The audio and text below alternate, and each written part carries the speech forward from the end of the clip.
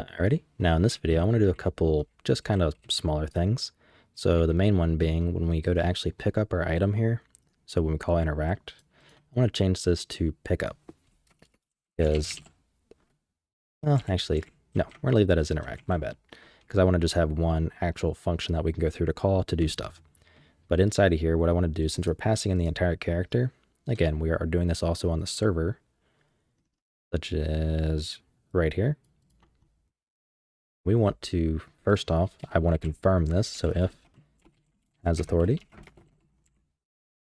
then I want to as well set the owner. So what we're going to do is if the character is valid, we're going to set owner to the character. So this way, whenever we want to, for example, we can actually go through and call RPCs on this, our held item. So if we wanted to have a server RPC that the client can call, the client can do so because they are in fact holding, or sorry, they are the owner of the item they are being, they're holding. So that's kind of what we want there. Now, here's kind of the, I don't know what you would really refer to it as, the kind of decision making. So let me go ahead and compile this change real quick. So if let me play back as a listen server, pick up the item. Now I'm holding the item, I can drop it, pick it back up again. And then I come over here as the server and I pick it up. Well, I have just stolen the item, while this guy cannot pick the item up. Well, actually he can. So actually, scratch that. So we can pick the item back up, but what I want to, where are we actually doing that? Let me check. Oh, right. It didn't just click until pretty much after I unpaused. But we call interact again. We're calling held item for the next time. That pretty much we don't necessarily want. So that's kind of a slight issue. So what I mean by that is if we ever add any functionality to this drop, such as snapping to the ground or anything like that, well, when the other person picks up the item, so they steal the item away, when the person who originally had the item, if they press F again, it's going to call that snap, it's going to make the item snap to the ground, which can cause some issues. So what I'm going to do is up here to, let's scroll down a little bit, make a protected section.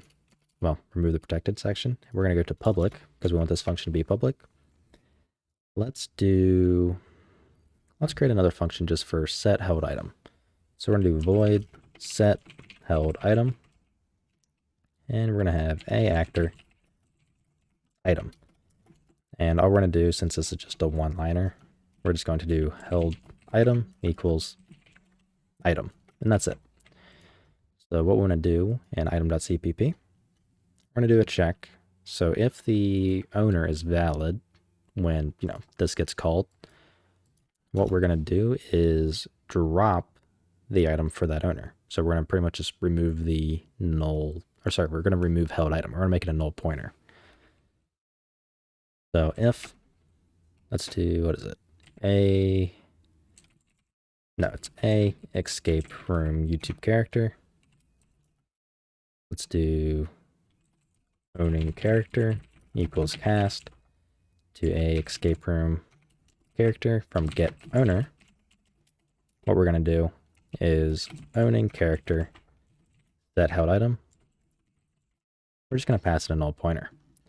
So obviously we have to include the YouTube character. So I'm going to move that include right up to there. Oops.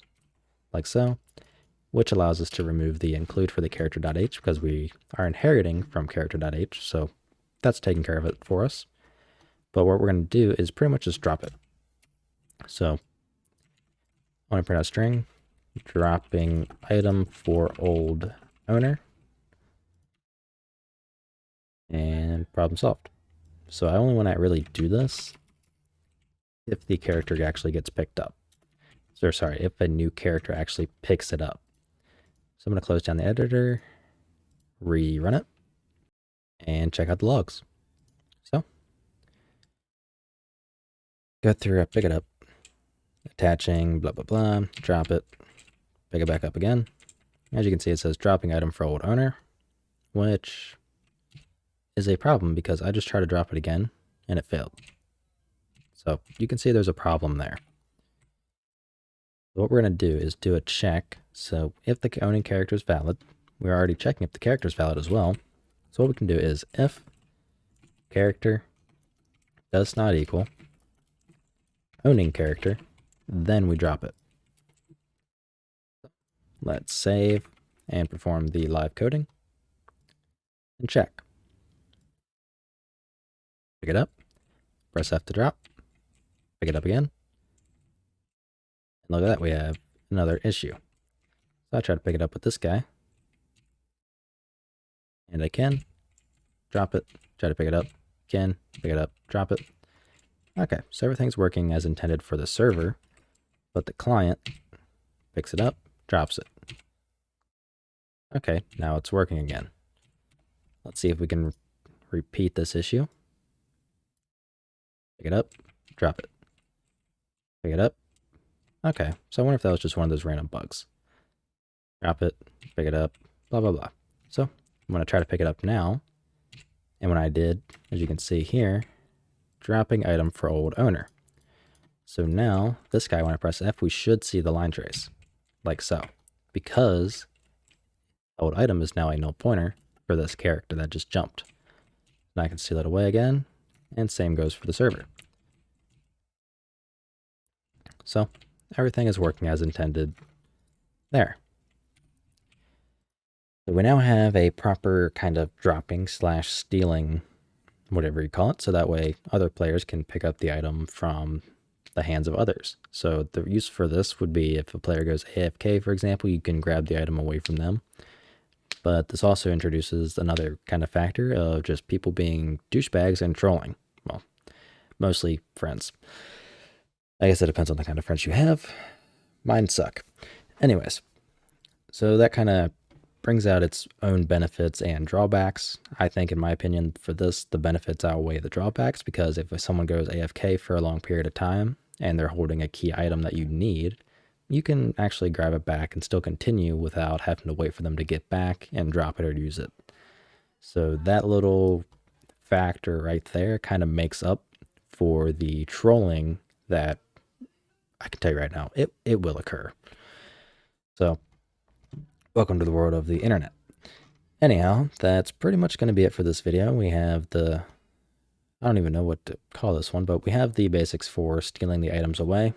And that's just something I wanted to go ahead and set up and implement, because we would end up doing it later, so we can remove those logs, no longer really needed. Do the good old live change, just to quickly compile, and we're done. So, close. There we go. That's going to be it for this video. And if you like what I'm doing and you want to support me, you can find a link to my Patreon down in the description below. We have a Team Deathmatch series just for Patrons where we create Team Deathmatch with C++ and Unreal Engine, create a bunch of other features, so obviously the game mode itself, some things like custom spawning, a weapon customizer, and all that kind of stuff. If you have any questions or anything like that, feel free to join my Discord, also linked down below, and I'll try to help you out. See you in the next video.